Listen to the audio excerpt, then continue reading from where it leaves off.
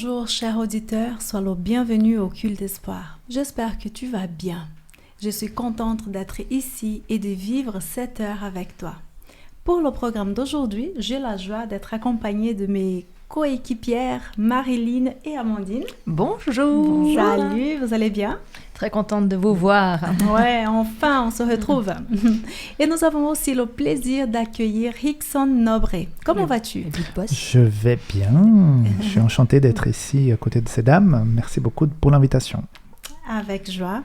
La semaine passée, Rickson, nous avons fait ta connaissance et c'est super que tu sois de retour parmi nous.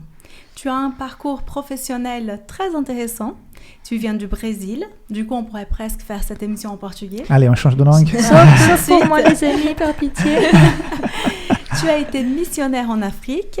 Tu as habité à Paris. Et je crois que tu aurais même pas mal de choses à nous raconter. Mais aujourd'hui, parmi d'autres fonctions, tu es pasteur ici en Suisse. Dans quelle ville travailles-tu?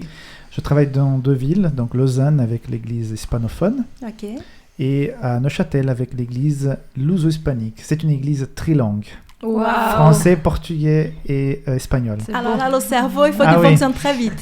Donc chacun parle sa langue dans cette église et tout est traduit. C'est assez intéressant. Et tout le monde se comprend. Et tout le monde se comprend. Ça, c'est l'essentiel. Incroyable. Pour le partage biblique de la semaine passée, tu nous avais parlé de 10 commandements. Aujourd'hui, tu nous apportes un nouveau sujet. De quoi s'agit-il? Alors, donc, les 10 commandements sont exprimés dans Exode 20 et puis nous avons pu parler de ça la semaine dernière. Et aujourd'hui, je voudrais reprendre cette déclaration de Jésus qui va résumer les 10 commandements en 2 paroles. Eh ben. Et c'est ça que nous allions parler. Mais essentiellement, c'est sur l'amour aujourd'hui. Magnifique. Je suis certaine que ce thème nous fera réfléchir et aussi avancer dans notre vie.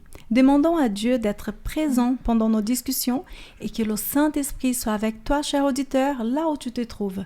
Que Dieu ouvre ton cœur afin qu'il soit léger et tes pensées ouvertes aux échanges que nous aurons pendant cette émission.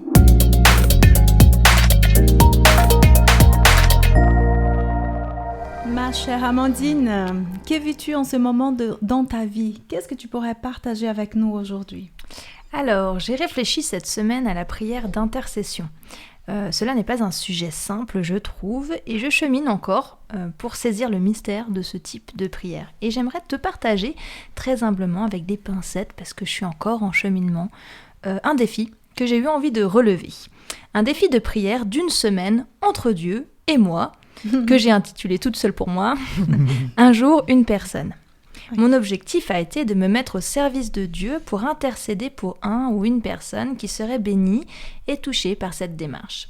Pour une personne qui avait à ce moment-là besoin de ressentir l'amour de Dieu, sa présence à ses côtés, tout particulièrement pendant cette semaine-là. Je n'ai pas planifié pour qui j'allais prier, parce que je voulais me laisser inspirer par Dieu et qu'il mette dans mon cœur des noms pour qui il voulait que je prie. Alors très personnellement, c'est pour moi une vraie bénédiction quand des amis, des membres de ma famille prennent le temps de me confier à Dieu dans leurs prières. J'aime le savoir et j'aime aussi l'idée qu'ils me confient à Dieu sans que je le sache. Je sais que certains et certaines trouvent cela étrange, voire même intrusif, ou se disent « Pourquoi ils pensent qu'ils doivent prier pour moi? J'ai un problème ?» Et il y a sans doute parfois à revoir notre manière d'aborder la prière pour l'autre.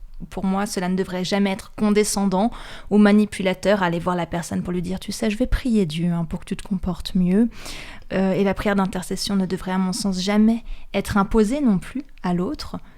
Donc je demande à l'Esprit Saint qui me dirige complètement pour que mes prières soient dirigées par lui, que les noms des personnes qui ont besoin qu'on prie pour elles me soient inspirés par Dieu et non par ma volonté. Et que si je dois partager ma prière ou un bout de cette prière avec la personne pour qui je prie, ce qui n'est pas toujours le cas, qu'il guide mes gestes et mes mots, qu'il ferme littéralement ma bouche si je ne dois pas parler, qu'il m'empêche de faire ou dire quelque chose qui pourrait avoir l'effet inverse de ce que je désire, à savoir bénir et aimer mon prochain. Donc face au défi de ma vie, face à mon envie de servir Dieu aussi, à mon envie d'être droite et de marcher selon ses voies, mon besoin d'être entourée, aimer, ces prières que d'autres font pour moi sont comme un baume de douceur.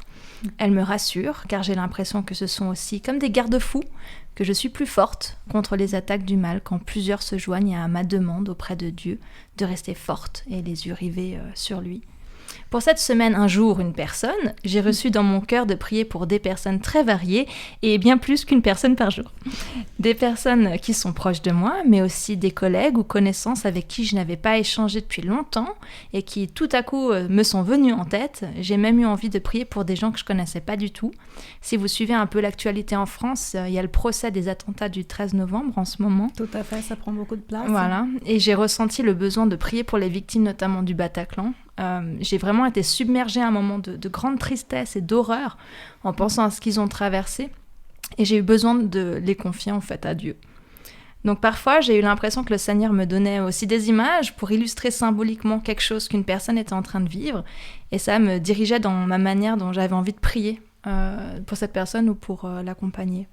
Voilà, j'ai pas forcément partagé les prières avec les personnes concernées. Parfois, j'ai juste eu envie d'envoyer un petit texto pour dire que je pensais à elle ou à lui, ou que je les aimais, ou que je leur souhaitais une belle journée. Ce fut des moments en fait assez courts de prière, tout au long de la semaine, parfois quelques secondes, quelques minutes, fractionnés dans ma journée.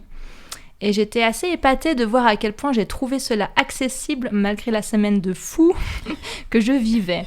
Et donc alors, c'est clair que mon esprit et mon cœur étaient disposés à le vivre, ce qui a fait toute la différence, je pense, avec d'autres semaines où je suis bien moins disposée à prier pour intercéder. Mais étonnamment, en priant pour d'autres, j'ai eu l'impression aussi de me faire un bien fou à moi-même. Voilà, un bout de réflexion à poursuivre, chacun pour soi. En tout cas, quand tu as envie de relever des défis avec Dieu pour évoluer dans ta foi, pour faire évoluer tes réflexions, n'hésite pas, Dieu est toujours partant.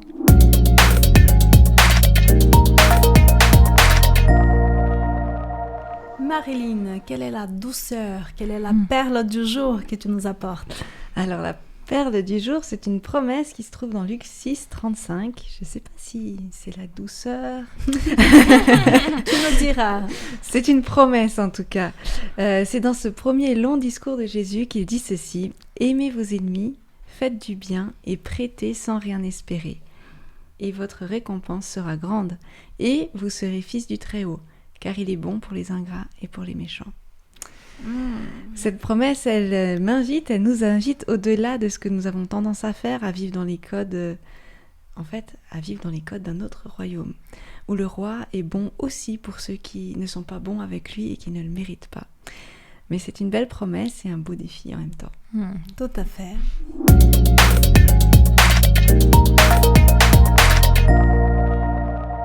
Alors aujourd'hui, nous parlons des commandements et de comment ceux-ci peuvent être résumés finalement autour de deux notions, l'obéissance et l'amour. J'aimerais pour ce temps de louange en musique te proposer un premier chant de Erika Dumva, compositrice, interprète que nous avons accueillie à la radio pour un culte au thème très touchant, Enfants non désirés, en février dernier. Elle s'inspire pour ce chant, Un amour si grand, de peut-être un des textes les plus grands et les plus connus de la Bible, 1 Corinthiens 13. Je te laisse écouter.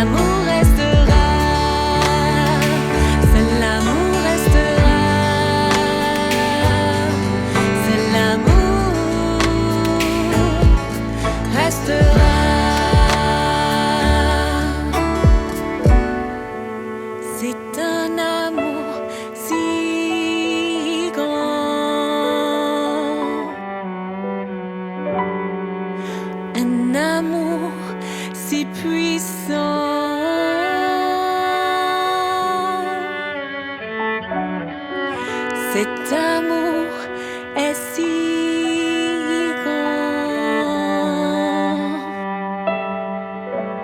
dure éternellement. C'est un amour si grand, un amour si puissant. Cet amour est si grand, il dure éternellement.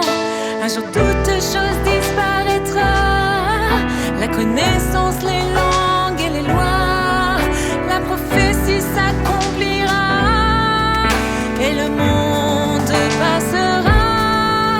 Un jour toute chose disparaîtra, la connaissance, les langues et les lois, la prophétie s'accomplira et le monde passera, mais l'amour restera.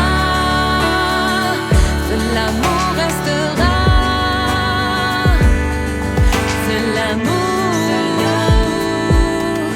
restera. Le prochain chant dit « Son amour dure à jamais ».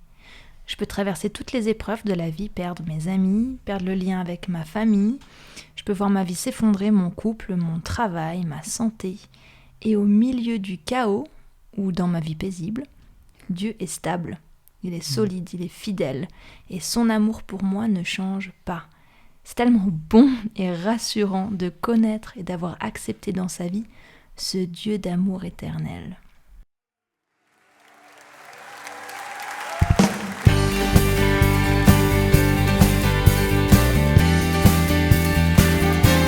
On tape des mains ensemble. Oh, oh.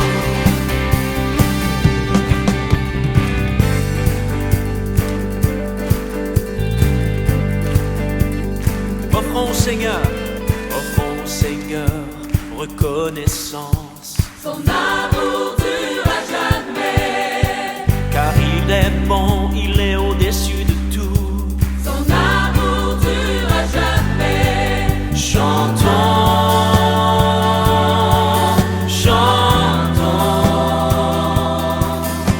d'une main puissante et d'un bras tendu.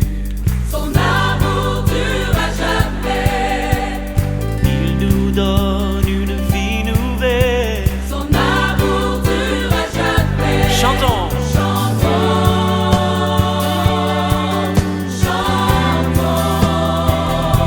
et chantons.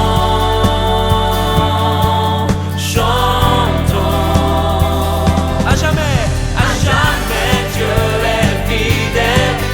À jamais Dieu est grand. À jamais Dieu est avec nous. À jamais, à jamais, à jamais. Le croyez-vous? Du lever du soleil jusqu'à son couchant. Son amour dure à jamais, Oui, par la grâce de Dieu, nous persévérons. son amour dure à jamais. Chantons, chantons,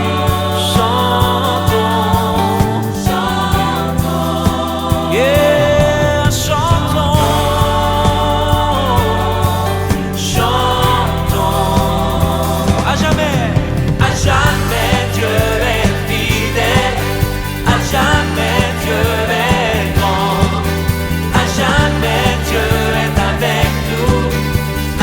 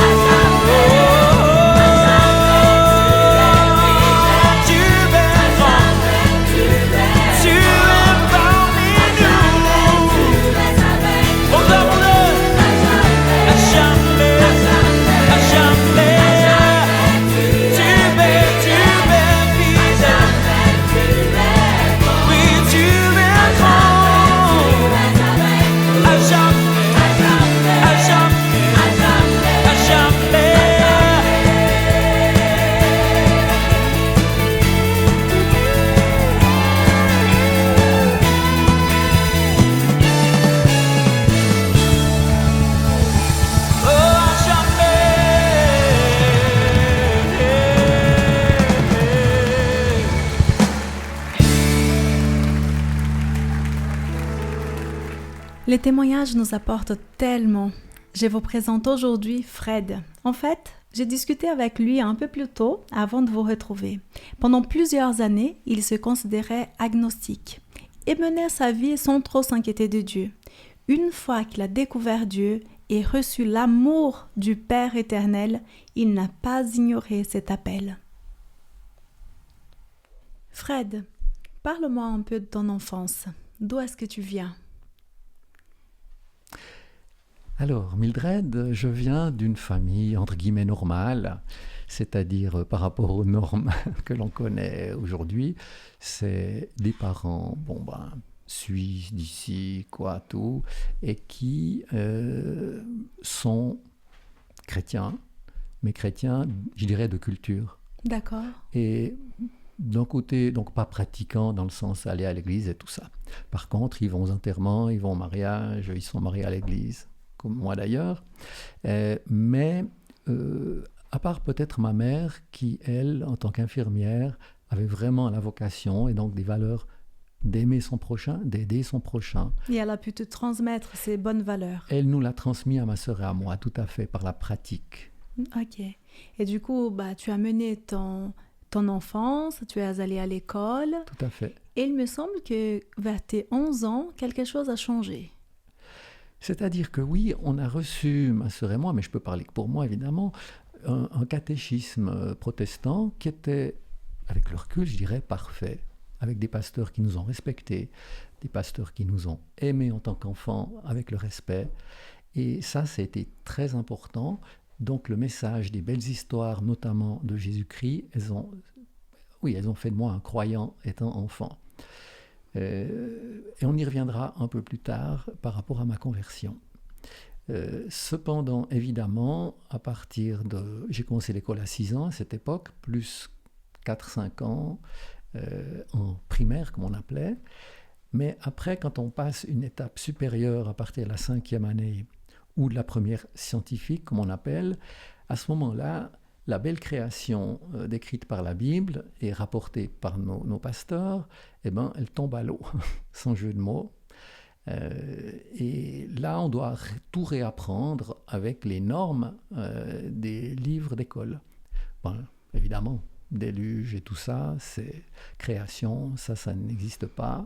Et en plus, la création par Dieu non plus, puisque il y a eu le Big Bang. Donc avec les discours d'école, tu as commencé à t'éloigner de Dieu. Totalement. Okay. Déconnecter directement. C'est même pas un éloignement, c'est un switch, c'est une déconnexion. Ouais. Et du coup, tu as mené ta vie normalement, tu as fait ta scolarité, tu as eu ta profession. Et d'ailleurs, dans le domaine professionnel, ça allait plutôt bien. Tout à fait. Tu travaillais dans quoi? Alors, je dirais le premier job et le plus important, job d'adulte, parce que j'ai commencé à travailler à l'âge de 9-10 ans, volontairement, pendant les vacances. Mais là, le grand job d'adulte, ça a été un cadeau de Dieu, même si je ne croyais pas à Dieu à ce moment-là. J'ai été responsable de l'ensemble, de toute la formation professionnelle de base, dans les écoles techniques, dans les écoles d'ingénieurs, le perfectionnement, et aussi pour les cadres, le management, l'électronique, l'informatique qui démarrait à cette époque. Donc j'ai été béni par Dieu, alors même que je ne le reconnaissais pas. Donc dans le domaine professionnel ainsi que dans la vie familiale, tout allait bien? On peut dire parfaitement. Mais il y a eu un soir où finalement tu es allé chez tes parents et tu as dormi là-bas. Quelque chose s'est passé? Oui, alors j'avais 25 ans, je précise la date, et mes parents avaient demandé de rester pour manger le soir, puis ensuite de dormir sur place pour profiter que j'étais là. Et j'ai dormi dans l'ancienne chambre de mon enfance, là. Et avant de m'endormir, évidemment, la spiritualité, elle tourne, je pense, un peu dans la tête de tout le monde, et particulièrement dans la mienne. Et ce soir-là, bien que ne croyant pas en Dieu, sans le nier non plus, j'étais ce qu'on peut appeler un agnostique, dans le doute, mais bon, en tout cas pas la foi. Et là, je fais une prière. Je prie, et je m'adresse à Dieu, mais pour moi, il n'existe pas, donc c'est un peu bizarre, hein, mais je lui dis la prière suivante: Seigneur Dieu, si tu existes, tu es forcément tout-puissant, parce que si tu existes, c'est toi qui as tout créé, donc là, c'est tout-puissant, et en plus, tu es bon, tu es aimant, puisque tout va bien pour moi. Et là, je lui dis, dans ce cas, si tu existes, je me donne totalement à toi. Corps, cœur et âme. Et je tremblais un petit peu quand même parce que j'imaginais qu'il pouvait même, s'il le voulait, me désintégrer pour faire de moi ce qu'il veut. J'avais confiance dans ce cas-là. Et j'avais juste un peu de problème vis-à-vis de mes parents, vu que je me suis dit, s'ils ne me retrouvent pas dans la chambre le lendemain matin. Voilà. Et j'ai fait cette prière à 25 ans. Et 35 ans plus tard, à mi-juin 2012, après avoir vu un bon film à la télévision, seul dans mon salon, j'ouvre mon ordinateur parce que, à l'âge où je recevais le catéchisme, eh bien, il y avait une histoire du doux Jésus que je n'avais pas comprise. Et c'était l'histoire de Jésus qui vient, au lieu de ressusciter un papa, une maman, un enfant de plus ou de guérir, il va vers un bonhomme que j'avais compris comme étant vieux, malade, et puis qu'il n'avait même pas d'enfant, pas marié. J'avais rien compris à 8-9 ans. Et là, à 59 ans, c'est très différent. On n'a vécu une vie riche avec des hauts et des bas. Et on peut peut-être mieux comprendre ce que j'ai essayé de comprendre en ouvrant mon ordi, en tapant Lazare résurrection. Et là, je lis: Marthe et Marie pleuraient la mort de leur frère Lazare. Et après, il y a l'intervention de Jésus. Jésus pleura, Jésus ressuscita. Et pendant toute la lecture de cette histoire, et maintenant c'est aussi, voilà, ça me remonte aussi l'émotion, j'ai ressenti l'amour de Dieu, l'amour de Christ, l'amour de Dieu le Père qui ne font qu'un. Et j'ai été à la fois enveloppé et rempli de cet amour. Et ça m'a, entre guillemets, converti. Et voilà pourquoi je remercie Dieu tous les jours. Et je fais tout pour mériter, enfin, on ne mérite pas son amour, mais pour essayer de vivre dans son amour, parce qu'il est amour. Et c'est la plus belle chose qui existe. Donc, quand tu as découvert l'amour de Dieu, toi-même, tu as eu de l'amour envers lui. Amen. Et ça, tu n'as pas pu ignorer. C'est quelque chose que j'attendais profondément et que j'ai reçu parce que Dieu lit dans mon cœur. Et ça, je l'ai appris par cet événement qui a totalement bouleversé ma vie. Dieu est amour. Amen. Voilà 3 mots qui changent de vie et qui ont bouleversé la vie d'un agnostique. Merci Fred. Merci Mildred.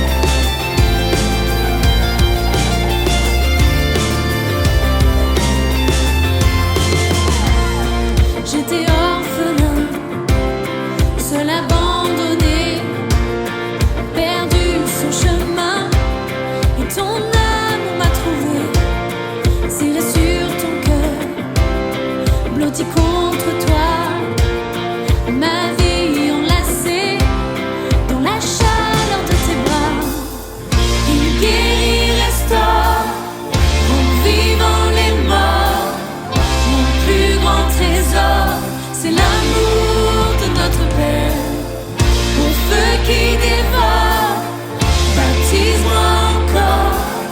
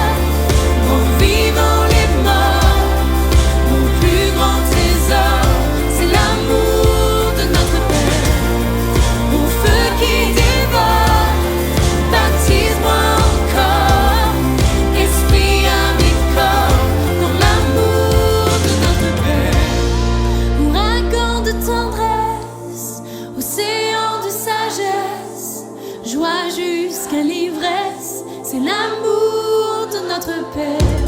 C'est un lion qui rugit, un torrent qui jaillit, douceur et furie, c'est l'amour de notre Père. Volcan de compassion, tempête d'affection, confiance et passion, c'est l'amour de notre Père. Le Fils venu sur terre, sa mort les bras ouverts, splendeur et mystère, c'est l'amour de notre Père. L'amour de notre Père.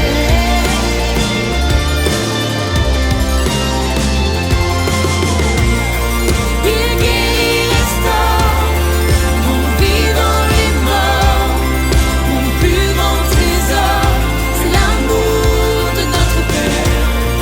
Au feu qui dévore, baptise-moi encore, esprit à mes corps, pour l'amour de notre Père.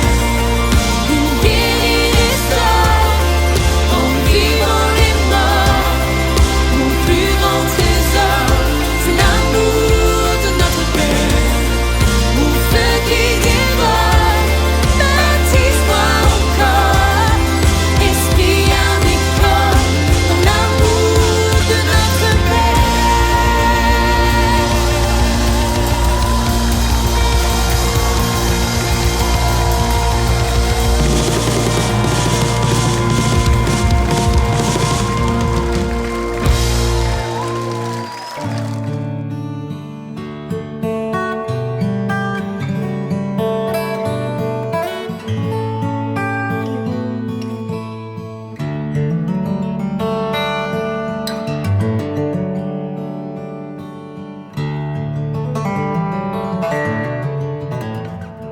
L'amour de Dieu nous guérit, nous restaure, nous transforme. Rickson, en parlant d'amour de Dieu, nous avons reçu de la part de Jésus quelques conseils tout simples. Tu veux bien nous en dire un peu plus?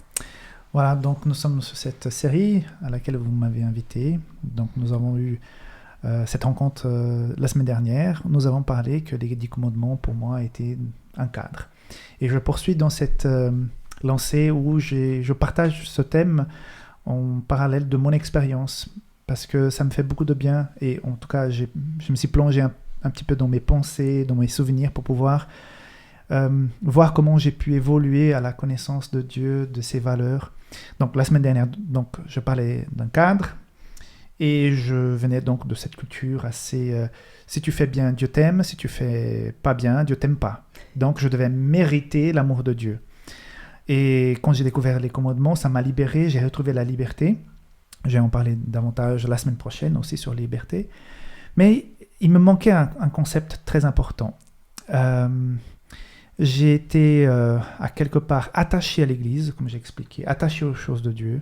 J'étais content de retrouver ce cadre, ce sens que me donnaient les commandements, les valeurs que Dieu nous transmet. Mais il manquait quelque chose. Et justement, en étudiant ce que Jésus disait par rapport aux commandements, j'avais bien sûr entendu ça, mais c'est là que j'ai commencé à comprendre que Jésus voulait que nous puissions vivre ces valeurs et pas obéir à ces valeurs. Hein. Et donc il va dire dans Matthieu 22, 34, 40, voilà, pardon, mais d'autres langues me rattrapent. 22, 37, 38, il dit ceci. Quelqu'un va lui poser la question, quel est le plus grand des commandements, quel est le plus important? Vous pouvez imaginer qu'il ne pouvait pas dire qu'il y avait un qui était plus important, ils sont tous importants, mais il va les résumer. Hein. Comme j'ai déjà expliqué, les 4 premiers commandements, les 4 premières paroles, elles sont en rapport avec notre relation avec Dieu. Et les 6 dernières, notre relation avec notre prochain. Donc il va les résumer de la façon suivante. Dans le verset 37 du chapitre 22 de Matthieu, « Tu dois aimer le Seigneur ton Dieu de tout ton cœur, de tout ton être et de toute ton intelligence. C'est le plus important et le premier des commandements. » Il continue. Verset 39. « Et voici le deuxième commandement, qui est aussi important que le premier. Tu dois aimer ton prochain comme toi-même. Toute la loi de Moïse et tout l'enseignement des prophètes dépendent de ces 2 commandements. » Jésus est en train de faire quelque chose d'extraordinaire ici. il va centrer le christianisme sur un pilier fondamental, l'amour. Donc, et c'est pas un amour à bon marché, hein. C'est un amour qui prend aux tripes. Parce qu'il va dire dans le résumé de la première partie des 10 commandements, de cette proposition qui est la plus forte, tu vas aimer Dieu de tout ton cœur, de toute ton intelligence. Donc on a le cœur, en hébreu, c'est la raison, et l'intelligence ici, je pense que c'est un rapport plutôt avec les émotions. Donc avec la raison, avec ses émotions, on est invité à vivre une relation, mais profonde, réelle, forte avec le Christ. Donc, à partir de là, on peut comprendre le message, la mission, qui nous sommes, où nous allons. En fait, tout passe par là. Mais il y a une autre partie qui est aussi importante, c'est que tout de suite, il va rajouter l'amour du prochain. Si tu arrives à aimer l'autre comme tu aimes toi-même, là, tu as compris. Sauf que quand j'ai lu tout ça, j'ai été un peu attristé. Pas parce que Dieu nous a donné cette information, c'est parce que je me suis dit, alors là, c'est dur. Je suis loin. Je suis loin du compte. Vous savez, nous sommes tous construits par rapport aux relations que nous avons depuis notre enfance. Je ne sais pas si vous avez déjà entendu parler de ces malheureuses expériences qui ont été faites à la Deuxième Guerre mondiale, où on laissait des enfants, des bébés, des nouveau-nés, sans être touchés, sans qu'il y ait interaction avec qui que ce soit. On leur donnait à manger, mais il n'y avait pas de toucher. Ils ne ressentaient rien. Et ces enfants finissaient par mourir, parce qu'il n'y avait pas de contact, il n'y a pas de relation. Et nous sommes formés par les relations que nous avons depuis notre enfance. C'est pour ça que souvent, quand nous avons des soucis à l'âge adulte, souvent on va chercher un peu dans notre enfance, dans notre relation, pour savoir où il y a eu des trous, des choses qui nous ont manqué, qui aujourd'hui nous affectent. Or, j'ai grandi dans une famille où j'ai senti l'amour et l'appréciation de ma mère, mais par rapport à mon père, il y avait un petit bout qui manquait. Mon père, j'ai découvert plus tard parce que j'ai dû faire tout un travail sur moi-même. À un moment donné, j'aimais pas beaucoup cette histoire d'aller raconter sa vie à quelqu'un. Et un jour, il y avait des gens dans l'église où j'étais pasteur qui avaient besoin de l'aide. Et parfois, je voyais que j'étais limité dans ma capacité d'écoute en tant que pasteur, parce qu'on a une formation généraliste, mais on n'est pas spécialiste. Et j'ai voulu envoyer des gens chez quelqu'un et je connaissais personne, j'étais à Paris. Et finalement, on m'a recommandé quelqu'un, et c'était un chrétien. Et tout à coup, je dis, mais comment je vais envoyer des gens là-bas si je ne sais pas à qui j'ai affaire? Je me suis dit, c'est peut-être l'occasion que moi aussi je puisse un peu traiter, un peu travailler cette chose. Donc, comme j'avais ce bout qui manquait dans ma personne, je me suis mis dans la peau d'un patient et je lui ai demandé, écoute, je pense envoyer des gens ici, mais je voudrais d'abord, moi, consulter. Je vais essayer, voilà. Comment ça se passe. Et donc, j'étais là pendant 4-5 séances et il ne disait rien. Je dis, mais bizarre, il m'écoute, il me dit rien. À quoi ça sert? Et puis, au bout de la 5e séance, il me pose une question et qui va changer complètement ma conception de mon père. Je disais, mais voilà, j'ai pas reçu ceci, j'ai pas reçu cela, et j'ai senti cette absence, il n'y avait pas d'expression d'amour vraiment claire et tout. Et finalement, il me dit, est-ce que ton père pouvait te donner des choses qu'il n'avait pas? Est-ce qu'il a pu te donner des choses qu'il lui-même il n'a pas reçues? C'est ça. Et ça a fait J'ai dit, waouh, il m'a pas donné parce que tout simplement, il n'en avait pas. Et ça fait un bien fou. Et donc, quand j'ai compris que mon père m'a aimé avec le peu qu'il avait, à quelque part, ça m'a aidé. Mais quand je connaissais Dieu et son amour, quand tu as un bout qui manque dans ta construction de ta personne, parfois tu n'arrives pas à voir Dieu d'une façon équilibrée parce que tu n'as pas reçu l'amour, tout l'amour que tu avais besoin. Et donc, en allant chercher cette connaissance, en allant comprendre qu'est-ce que c'était l'amour, je me suis dit, Dieu, aide-moi parce que je n'arrive pas à te comprendre. Je n'arrive pas à comprendre cet amour. C'est tellement loin de ma réalité. Et petit à petit, quelque part, j'ai commencé un cheminement avec Dieu en étant sincère. parce que je voulais aimer les gens, mais je n'arrivais pas vraiment à les aimer. Hein. Je les considérais comme des gens importants, j'aimais bien être avec les amis, mais aimer vraiment quelqu'un, j'étais pas encore marié, j'avais pas encore d'enfant, donc c'était compliqué pour moi. Et donc j'ai commencé ce cheminement, et j'ai découvert tout d'abord que Dieu m'a aimé le premier. D'abord, ce verset tout simple, peut-être le plus connu de la Bible, Jean 3,16, « Car Dieu a tant aimé le monde qu'il a donné son Fils unique, afin que quiconque croit en lui ne périsse pas, mais qui ait la vie éternelle. » Ce verset, je le connaissais comme ça, mais à ce moment-là, je me suis dit, attends, un père donne son fils, et plus tard, quand je suis devenu père, ça m'a vraiment travaillé l'esprit. Ça bouleverse. Ah, ça bouleverse, qu'il était prêt à donner son fils pour moi. Et quelque part, ça a commencé à faire un petit changement dans mon cœur. J'ai commencé à aborder Dieu et à l'aimer d'une façon différente, parce qu'il m'a aimé le premier. Donc, il a tout fait pour moi. Et à quelque part, comme je n'avais pas cette image du père que j'aurais voulu avoir, et tout à coup, je découvre que j'ai un père qui est plus grand que mon père et que je ne devais pas me baser sur un père terrestre, mais sur un père céleste. Et ça m'a énormément aidé. Et puis, il y a aussi une promesse biblique qui dit que jamais nous serons séparés de l'amour de Dieu. Il est dit ceci, Romains 8, 38, 39, « Car je suis persuadé que ni la mort, ni la vie, ni les anges, ni les principautés, ni les choses présentes, ni les choses à venir, ni les puissances, ni la hauteur, ni la profondeur, ni aucune autre créature ne pourra nous séparer de l'amour de Dieu. » Donc, cet amour est toujours présent, il est toujours là. Et petit à petit, je commençais à ressentir quelque chose de différent par rapport à Dieu. Je l'ai senti un peu plus personnel, parce que, encore une fois, ma formation catholique que j'avais, c'était un Dieu distant et un Dieu qui était un peu punisseur, était en train de nous guetter. Mais là, je commençais à voir un Dieu qui avait un regard d'amour, qui pourrait être vraiment à côté de moi, et je commençais même à... Parce que avant, parfois, ma mère me surprenait, j'étais en train de préparer ma journée le matin ou parfois le soir. Je disais les prières qu'on répète, comment on appelle ? Chapelets. Hein ? Les chapelets. Les chapelets, voilà. Donc je voulais connaître Dieu, et je voudrais qu'il m'aime, et donc je faisais ça, mais en guise d'obligation. Il faut que je fasse ça pour que Dieu m'aime. Tu voulais mériter. Mériter. Et donc je faisais ça, le chapelet, et tout à coup, je me vois prier et parler. Et ça, pour moi, c'était une révolution dans ma vie.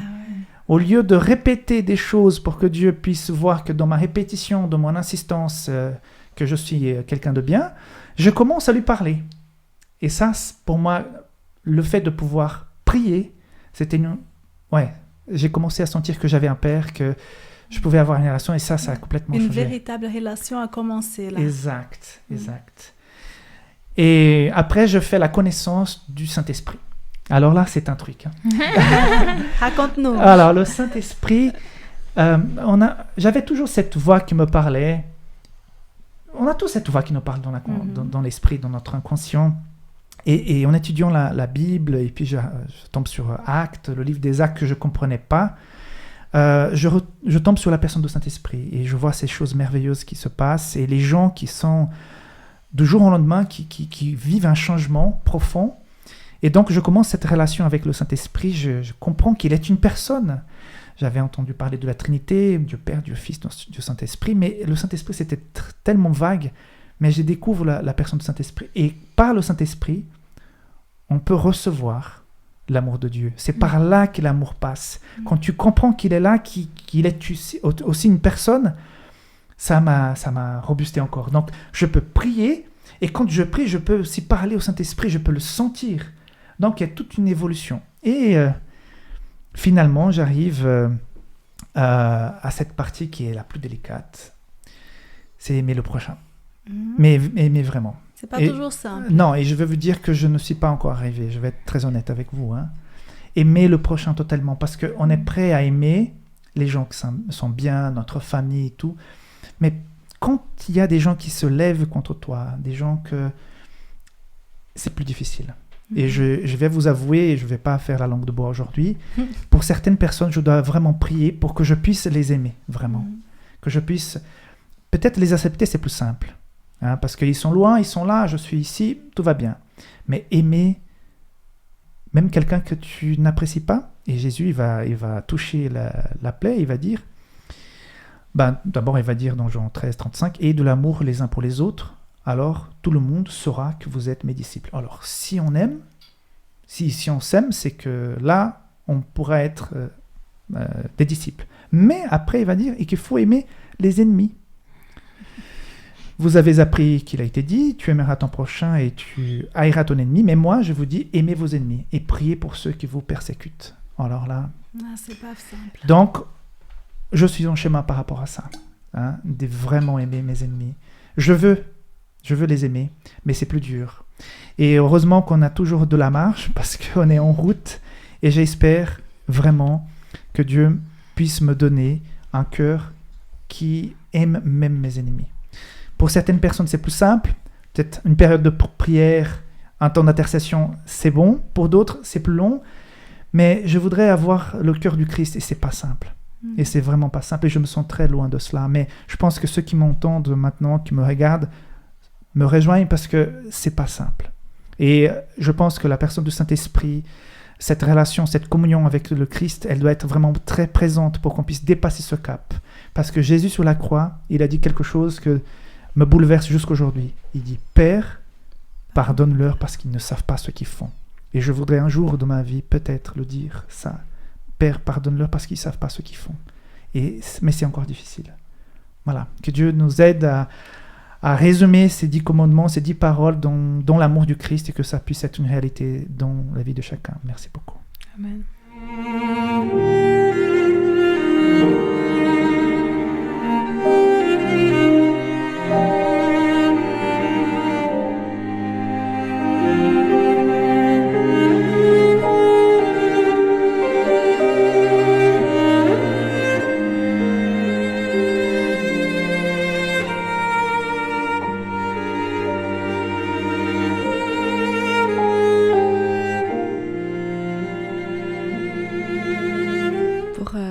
Cette chronique facultative et pour rebondir sur le message que tu nous as partagé, Rickson, eh bien, je voudrais vous proposer de voir une façon pratique de quelqu'un qui a discuté, parlé, milité pour cette démarche difficile d'aimer ses ennemis. Eh bien, j'ai parlé de Martin Luther King, qui est un pasteur baptiste afro-américain qui, dans les années 1950-1960, a proposé cette révolution non violente pour la reconnaissance de l'égalité des peuples face à une opposition qui était très violente par rapport à son peuple, par rapport à ce qu'il vivait. Et je voudrais vous proposer des extraits choisis d'un grand discours qui s'appelle « Aimez vos ennemis ». Et ce texte est contenu dans son livre « La force d'aimer » qui est paru en 1963. Alors je vous partage plusieurs extraits. Celui qui est incapable de pardonner est incapable d'aimer. Il est impossible de seulement commencer à aimer ses ennemis sans avoir accepté d'abord la nécessité, sans cesse renouvelée, de pardonner à ceux qui nous infligent le mal et l'injustice. Pardonner ne signifie pas ignorer ce qui a été fait ou coller une étiquette fausse sur un acte mauvais. Cela signifie plutôt que cet acte mauvais cesse d'être un obstacle aux relations. Le pardon est un catalyseur qui crée l'ambiance nécessaire à un nouveau départ et un recommencement. En deuxième lieu, nous devons reconnaître que l'acte mauvais de notre prochain ennemi, ce qui nous a blessés, n'exprime jamais adéquatement ce qu'il est lui-même. Il continue encore. Dans le Nouveau Testament, on trouve le mot grec agapé pour désigner l'amour. L'amour débordant qui ne demande rien en retour. Les théologiens diraient qu'il s'agit de l'amour de Dieu à l'œuvre dans le cœur humain. Lorsqu'on s'élève à aimer ainsi, on aime tous les hommes, non parce qu'on éprouve pour eux de la sympathie, non parce qu'on apprécie leur façon d'être. On les aime parce que Dieu les aime. Tel était le sens de la parole de Jésus, « Aimez vos ennemis ». Et pour ma part, dit Martin Luther King, je suis heureux qu'il n'ait pas dit « Ayez de la sympathie pour vos ennemis ». Parce qu'il y a des personnes pour lesquelles j'ai du mal à avoir de la sympathie. Il y a de la sympathie. La sympathie, c'est un sentiment d'affection. Et il m'est impossible d'avoir un sentiment d'affection pour quelqu'un qui bombarde mon foyer. Il m'est impossible d'avoir de la sympathie pour quelqu'un qui m'exploite. Il m'est impossible d'avoir de la sympathie pour quelqu'un qui m'écrase sous l'injustice. Non, aucune sympathie n'est possible envers quelqu'un qui jour et nuit menace de me tuer. Mais Jésus me rappelle que l'amour est plus grand que la sympathie, que l'amour est une bonne volonté compréhensive, créatrice, rédemptrice envers tous les hommes. Wow, c'est tellement vrai. Wow. Et il Oh. continue, il n'a pas fini. Ah, d'accord. L'amour est la seule force capable de transformer l'ennemi en ami. Nous ne nous débarrassons jamais d'un ennemi en opposant la haine à la haine. Nous nous débarrassons d'un ennemi en nous débarrassant de l'inimitié. Par sa nature même, la haine ruine et détruit. Par sa nature même, l'amour crée et construit. L'amour transforme par sa puissance rédemptrice. Et ce fut la même attitude qui permit à Lincoln de prononcer une parole bienveillante pour le Sud pendant la guerre civile aux États-Unis, à un moment où l'animosité était la plus vive. Et choquée par cette parole bienveillante, une des dames présentes lui demanda comment il pouvait parler ainsi. Lincoln, qui était alors président des États-Unis, répond « Madame, n'est-ce pas détruire mes ennemis que d'en faire mes amis ?» C'est là le pouvoir d'un amour rédempteur. Et si nous ne pouvons pas aimer notre ennemi, nous pouvons toujours dire à Dieu « Aime-le, car pour l'instant j'en suis pas capable. » La prière pour l'ennemi nous conduit à changer le regard que nous portons sur lui. Quand on a prié pour quelqu'un, il est plus difficile de le haïr.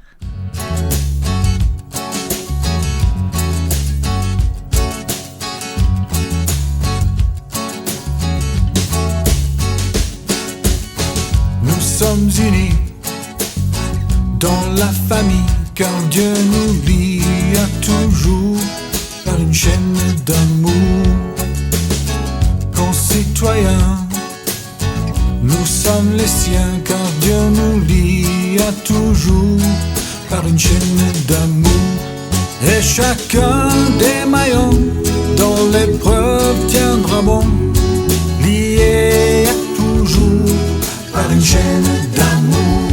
Et chacun des maillons dans l'épreuve tiendra bon, lié à toujours par une chaîne d'amour.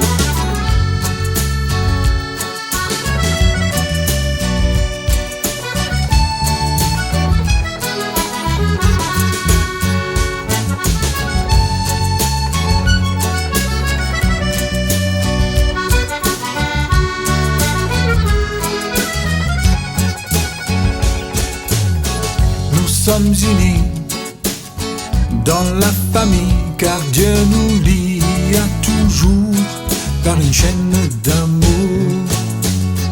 Concitoyens, nous sommes les siens, car Dieu nous lie à toujours par une chaîne d'amour. Et chacun des maillons dans l'épreuve tiendra bon, lié à toujours par une chaîne d'amour. Et chacun des maillons dans l'épreuve tiendra bon, lié à toujours par une chaîne d'amour.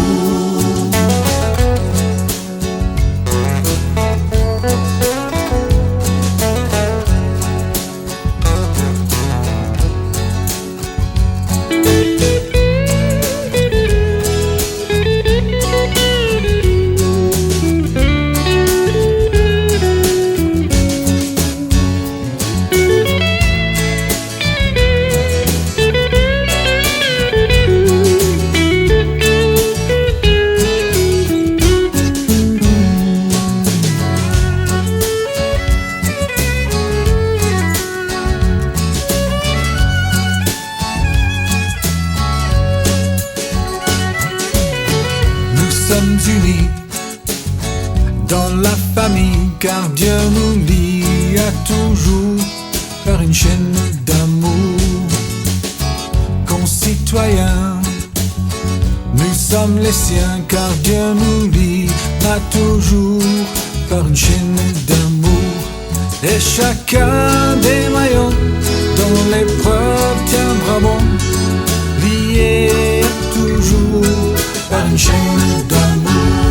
Et chacun des maillons dans l'épreuve tiendra bon, lié à toujours par une chaîne d'amour. Et chacun des maillons dans l'épreuve tiendra bon, lié à toujours par une chaîne d'amour.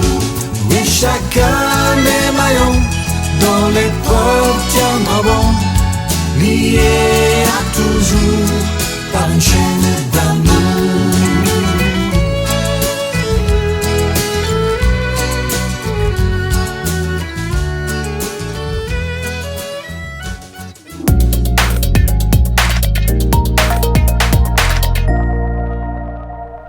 Alors on parle depuis tout à l'heure d'aimer Dieu, d'aimer son prochain, de manière sous-entendue de s'aimer soi-même aussi.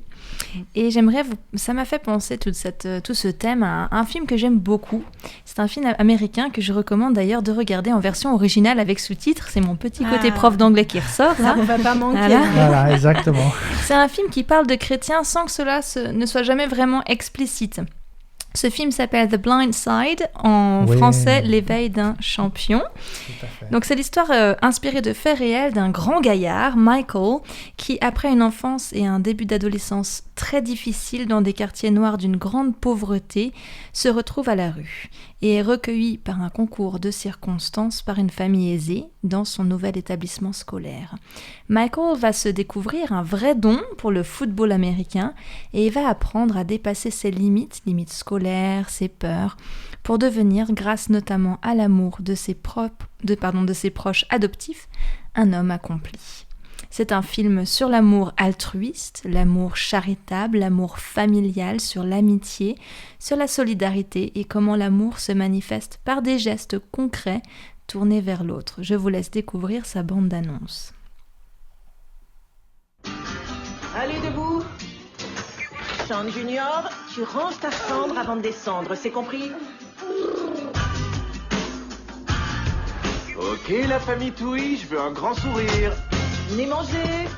Remerciez votre mère d'être allée au resto chercher tout ça. Merci, maman. Merci, maman. Il a été inscrit à 7 établissements différents et il y a une période de 18 mois vers l'âge de 10 ans où il ne semble pas avoir fréquenté du tout l'école. Croyez-moi, la plupart des jeunes avec son passé n'oseraient même pas s'approcher de cet endroit. Écoutez, voici Mike Orr. Il est nouveau, alors je compte sur vous pour qu'il se sente le bienvenu. Salut. Sois plus souriant pour leur montrer que t'es leur ami. Moi, c'est Sean. Sean, qui c'est ce gars-là? Big Mike. Mais il a pas de manteau. On gèle dehors. Dis, t'as un endroit où passer la nuit? Je tolère pas qu'on me mente. Suis-moi. Est-ce que j'ai bien fait? Bien sûr, de toute façon, c'est juste pour une nuit. C'est bien juste pour une nuit, pas vrai? J'ai trouvé le temps de te préparer une meilleure chambre. C'est ma chambre? Oui, mon cher. J'ai jamais eu ça avant. Quoi, une chambre à toi tout seul? Un vrai lit. C'est super tout ce que vous faites, mais soyez pas surpris si un jour vous vous réveillez, il n'est plus là. Michael est venu ici? Ouais, hier soir. Dites-lui de dormir avec un œil ouvert. Tu menaces mon fils. Tu menaces moi.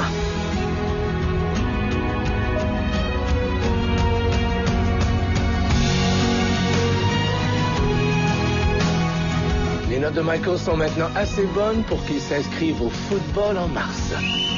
1, 2, 3, 4. Cette équipe est ta famille, Michael. Quand tu les regardes, pense à moi. À ce que tu ferais pour moi. Alors, vas-tu protéger ta famille, Michael? Oui, madame. Sean, manque surtout pas ça. Ouais. Qui c'est le mastodonte qui mange avec ton petit frère? C'est son grand frère. Je trouve que ce que tu fais est merveilleux. Sandra Bullock. Chérie, tu es en train de changer son existence. Non. C'est lui qui change la mienne. L'éveil d'un champion.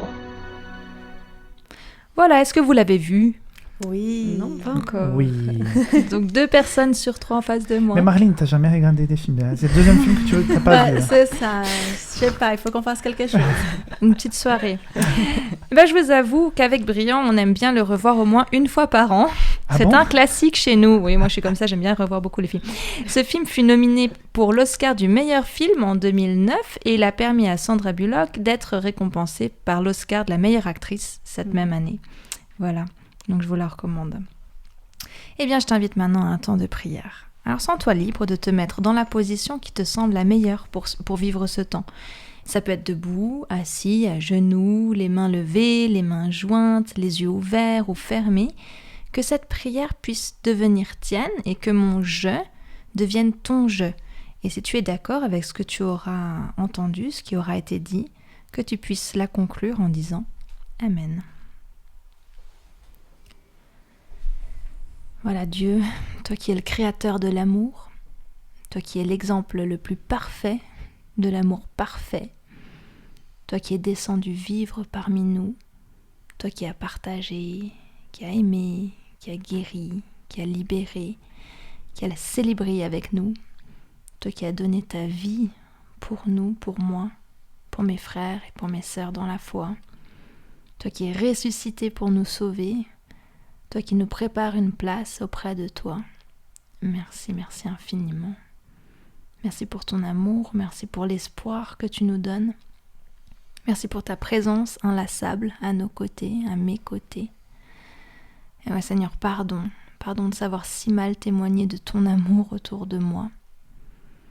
Et remplis-moi de ton Saint-Esprit, Seigneur, afin que je puisse déborder de toi, déborder de ton amour pour ceux qui m'entourent. Aide-moi, Seigneur, à voir l'autre comme tu le vois, à aimer l'autre comme tu l'aimes, à m'aimer moi-même comme tu souhaites que je le fasse, à prendre soin de mon corps, de mon être, de mon âme, pour t'honorer, pour te respecter, toi qui m'as créé. Aide-moi à avoir un regard saint, saint S-A-I-N et puis saint S-A-I-N-T, sur moi et sur les autres. Gloire à toi, Seigneur, car tu es fidèle, tu es puissant et tu es parfait. Et c'est au nom de ton Fils Jésus que je te prie. Amen. Amen. Amen.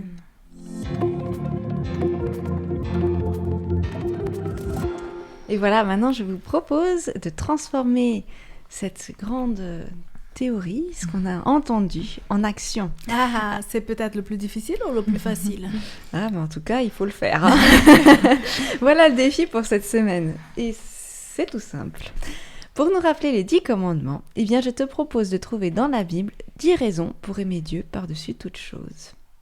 Est-ce que ça te semble compliqué? Non, c'est tout simple. En agissant de Dieu, ça ne sera pas compliqué. Hein? Mais ce n'est pas fini.